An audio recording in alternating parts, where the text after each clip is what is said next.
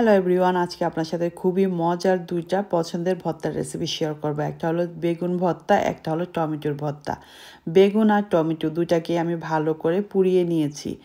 এখন এখন দিয়ে দিলাম রেড অনিয়ন, পরিমাণ মতো করে রেড অনিয়ন দিয়ে দিলাম। অবশ্যই দিবেন কুরিয়ানটা দিলে ভর্তাটা অনেক খেতে মজা লাগে। আর সামারের সময় এরকম ফ্রেশ ধনিয়া পাতা থাকলে এটা গ্রানটাই অন্যরকম হয়। পরিমাণ মতো কোরিয়ান্ডার দিয়ে দিলাম। এখন দিব সল্ট ফর টেস্ট।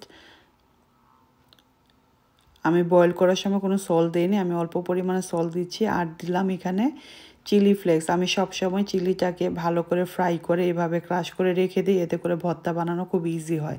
আপনারা কিন্তু ট্রাই করতে পারেন। সব সময় চিলি ফ্রাই করতে গেলে ধাক আসে, বাসায় থাকা যায় না। আর হলো রাঁধুনি মাস্টার্ড অয়েল, আপনারা চেষ্টা করবেন খাঁটি পিওর মাস্টার্ড অয়েল ইউজ করতে, এতে করে কিন্তু ভর্তার টেস্টটা অনেক দ্বিগুণ বেড়ে যায়। পরিমাণ মতো দিয়ে দিলাম মাস্টার্ড অয়েল, দিয়ে এখন সব কিছু হাত দিয়ে ভালো করে বানিয়ে নিব ভর্তা মাখার সময় অবশ্যই হাত ইউজ করবেন, এতে করে টেস্টটা অনেক বেশি ভালো আসে। এখন হাত দিয়ে ভালো করে কষলিয়ে আমি ভর্তাগুলোকে মেখে নিব।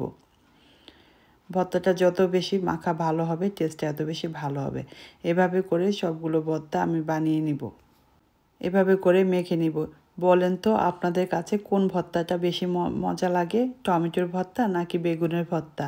ঠান্ডা জ্বর আসলে কিন্তু টমেটো বেগুনের ভর্তা দুটা খেতে অনেক মজা লাগে। আর এই ভর্তাগুলো যদি একটু ঝাল ঝাল গরম ভাতের সাথে হয় আর কি লাগে বলেন দেখি।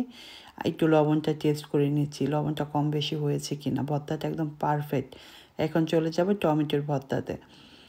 আমার কাছে মনে হচ্ছিল যে একটু চিলি ফ্লেক্স লাগবে, তার জন্য একটু চিলি ফ্লেক্স দিয়ে দিলাম, কারণ ঝাল না হলে না বেগুনের ভর্তা মজা লাগে না।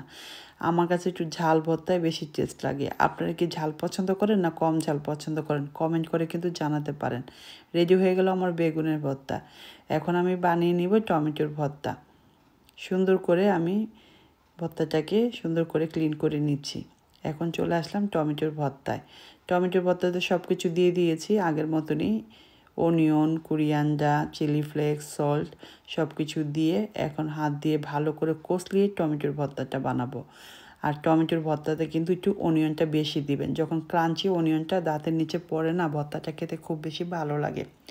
আর সামারে একদম বড় বড় টমেটো আসে, বিগ বিগ টমেটো, আর সেই টমেটো দিয়ে ভর্তা বানিয়েছি।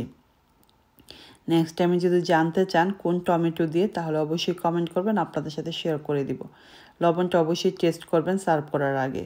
রেডি হয়ে গেল আমার টমেটোর ভর্তা, সেই রকম হয়েছিল। আজকে দুপুরে ভাতটা মনে একটু বেশি খেয়ে ফেলবো, ভর্তা দিয়ে ভাত খেতে হলে একটু বেশি ভর্তা খেতে হয়। আর আজকে আমি করেছিলাম খুদের ভাত। এই ব্লগটা অলরেডি আপনারা দেখে ফেলেছেন, খুদের ভাত দিয়ে ডিম ভাজি, টমেটোর ভর্তা, অনেক ভর্তা বানিয়েছিলাম। তো দুটি ভর্তার রেসিপি আজকে শেয়ার করলাম। সার্ভিং ডিশ নিয়ে নিয়েছি, এগুলি মাটির সার্ভিং ডিশ, এগুলিতে আমি সুন্দর করে ভর্তাগুলোকে সার্ভ করে দিব। দেখার সৌন্দর্যের জন্য অবশ্যই চেষ্টা করবেন সুন্দর সুন্দর সার্ভিং ডিশে সার্ভ করতে। দুপুরের লাঞ্চটা যদি সুন্দর হয়, ফ্যামিলি মেম্বারদের রেসিপি যদি ভালো লাগে ফ্রেন্ড অ্যান্ড ফ্যামিলির সাথে শেয়ার করতে ভুলবেন না। আর অবশ্যই আমাকে ফলো দিয়ে আমার সাথেই থাকবেন। যে যেখান থেকে দেখছেন সবাইকে অসংখ্য ধন্যবাদ। রেডি হয়ে গেল আমার টমেটোর ভর্তা। বেগুনের ভর্তাটাও আমি সেমভাবে বেড়ে নিব এবং একটু ধনিয়া পাতা উপর দিয়ে দিয়ে দিব, এতে করে দেখতে সুন্দর লাগবে। আপনারা অবশ্যই এইভাবে ট্রাই করবেন। আর যদি ভিডিওটা ভালো লাগে, আবারও বলছি, ফ্রেন্ড অ্যান্ড ফ্যামিলির সাথে শেয়ার করতে ভুলবেন না।